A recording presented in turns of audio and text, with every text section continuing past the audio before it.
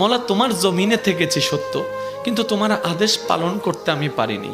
মৌলা আমি বান্দা এসেছি, আল্লাহ তুমি না রহমান, তুমি না গফফার, তুমি না সত্তার, তুমি না খালিক, তুমি না মালিক। মৌলা তুমি চাইলে তো দিনকে রাতও বানাইতে পারো, রাতকে দিনও বানাইতে পারো সেকেন্ডের আগে। মৌলা তুমি তো চাইলে মৃতকে জীবিতও বানাইতে পারো, জীবিতকে মৃতও বানাইতে পারো।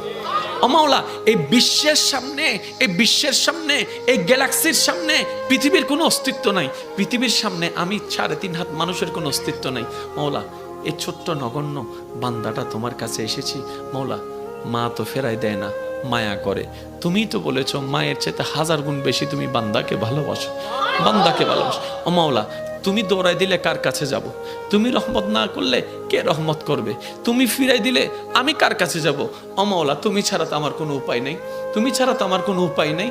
ও মাওলা এবার বান্দা চোখের পানি ফেলে ফেলে কান্না করতেই আছে।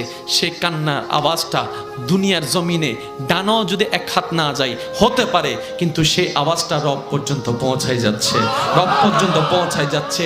যে চোখের পানিটা চোখ থেকে জোরে জোরে গালের মধ্যে শুকাই যাচ্ছে, যাই নামাজে বিলীন হয়ে যাচ্ছে। না রে ভাই না, এটা এতটুকু বিলীন হচ্ছে না, এটা রব্বে করিম হাদিসে পাকের ফরমান অনুযায়ী আশিকের সেই চোখের পানিকে ফেরেশতার মাধ্যমে আল্লাহ একটা বাটিতে সংরক্ষিত করে রাখে, যে বাটিটা জান্নাতের মধ্যে থাকবে, জান্নাতের মধ্যে থাকবে। এমন পানি আল্লাহ পাক নষ্ট হতে দেয় না। বান্দা চোখের পানি ফেলতেই আছে, মন থেকে আত্মসমর্পণ করতেই আছে।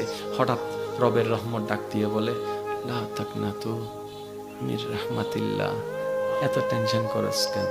আমি রব আছি না?